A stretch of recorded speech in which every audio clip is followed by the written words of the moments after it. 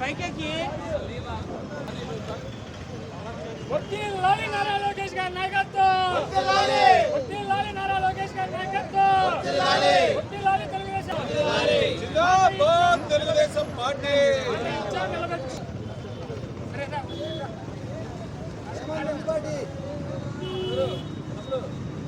వర్ధిల్లాలి నారా లోకేష్ గారి నాయకత్వం, వర్ధిల్లాలి తెలుగుదేశం పార్టీ, వర్ధిల్లాలి తెలుగుదేశం.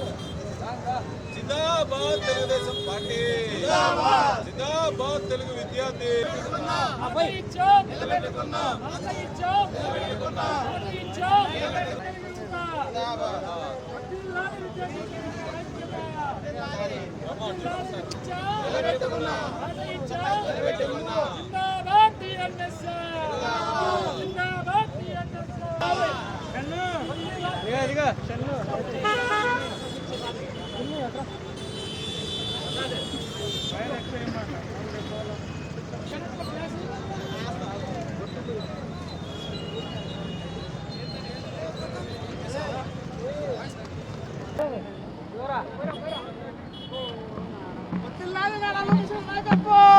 ఈరోజు మా మిత్రుడు తెలుగు విద్యార్థి కార్యనిర్వాహక కార్యదర్శి సోదరుడు రామ్ బ్రహ్మం గారు ఇవాళ జాబ్ క్యాలెండర్ విడుదల చేసి నారా లోకేష్ బాబు గారి క్షీరాభిషేక కార్యక్రమాన్ని ఇవాళ లాడ్జ్ సెంటర్లో ఏర్పాటు చేశారు.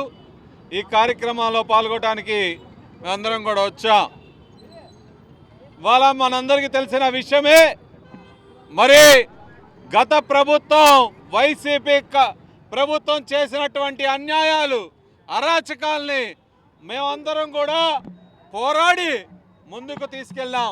ఆ సమయంలో మా యువ నాయకుడు, మా అందరి ప్రియతమ నాయకుడు నారా లోకేష్ బాబు గారు ఏదైతే ఇచ్చిన హామీ, జాబ్ క్యాలెండర్ ప్రతి సంవత్సరం మేము రిలీజ్ చేస్తాం అని ఇచ్చిన హామీని నిలబెట్టుకొని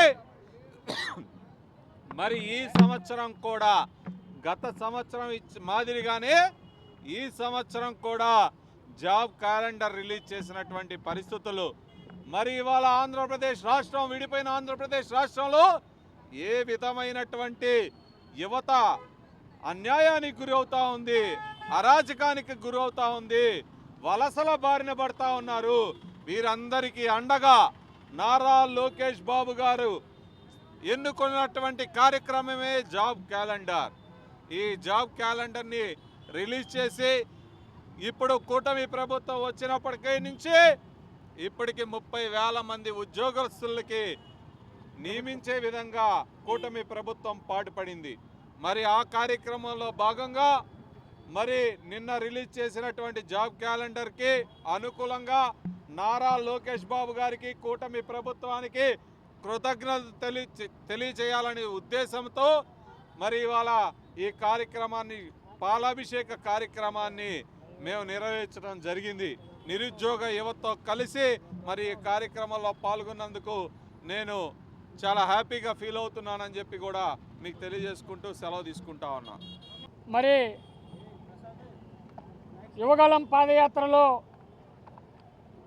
నారా లోకేష్ గారు ఏదైతే హలో లోకేష్ అనే కార్యక్రమం ద్వారాగా రాష్ట్రంలో ఉన్నటువంటి విద్యార్థి, నిరుద్యోగ యువత అందరికీ కూడా ఆనాడు ఒక హామీ ఇవ్వటం జరిగింది. చదువుకునే బాధ్యత మీది, ఉద్యోగాలు ఇచ్చే బాధ్యత నాది అని ఆనాడు ఇచ్చినటువంటి మాటని ఈ రోజున నారా లోకేష్ గారు 2 జాబ్ క్యాలెండర్ల ద్వారాగా మరి గత సంవత్సరం మరి ఏదైతే 24-25 సంవత్సరంలో మెగా డిఎస్సి ద్వారాగా దాదాపు 11,000 పైచిలకు ఉద్యోగాలతో భర్తీ చేయడం జరిగింది. అలాగే ఈ సంవత్సరం మరి ఉగాది కానుకగా రాష్ట్రంలో ఉన్నటువంటి తెలుగు జాతి ప్రజలందరికీ కూడాను మరి ఉగాది అంటే ఒక పండుగ, ఒక నూతన సంవత్సరం. మరి ఈ సంవత్సరాన్ని 2026 ఉగాది సంవత్సరాన్ని మెగా జాబ్ క్యాలెండర్ ద్వారాగా దాదాపు 10,000 ఉద్యోగాల పైచిలుకుతో ఈ రోజున భర్తీ చేస్తూ నోటిఫికేషన్ ఇవ్వడం జరిగింది. ఈ రాష్ట్రంలో ఉన్నటువంటి విద్యార్థి యువజన సంఘాలు అందరికీ కూడాను ఒక చిన్న అంశాన్ని గుర్తు చేస్తూ ఉన్నాం. మనమందరం కూడా ఆనాడు రాష్ట్రంలో ఉన్నటువంటి విద్యార్థి యువతలోకాని పక్షాన మరి అనేక ఉద్యమాలు పోరాటాలు చేశాం, ధర్నాలు చేశాం, రాస్తారోకోలు చేశాం.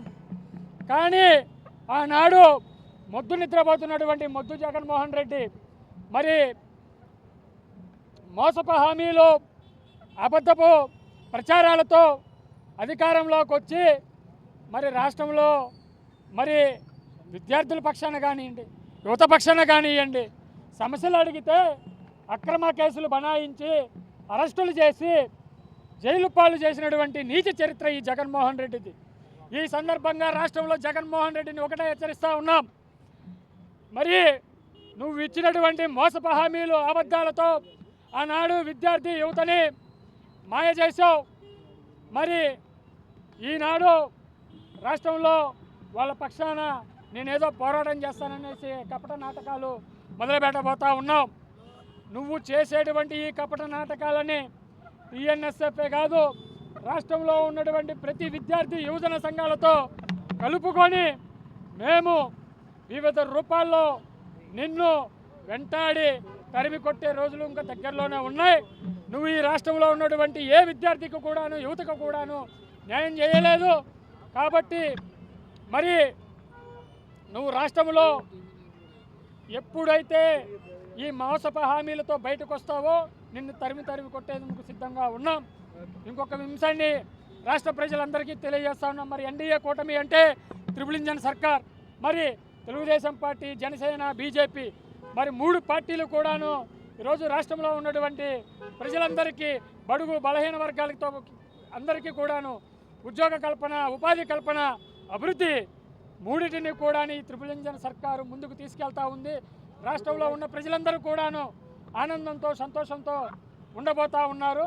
మరి ఏదైతే నారా లోకేష్ గారి ప్రధాన ధ్యేయం ఉందో రాష్ట్రంలో పెట్టుబడుల కల్పన, ఉపాధి కల్పన ధ్యేయంగా 20 లక్షల ఉద్యోగాలు ఇవ్వటమే మా ప్రధాన ధ్యేయం, ఆకాంక్ష, ఆశయం.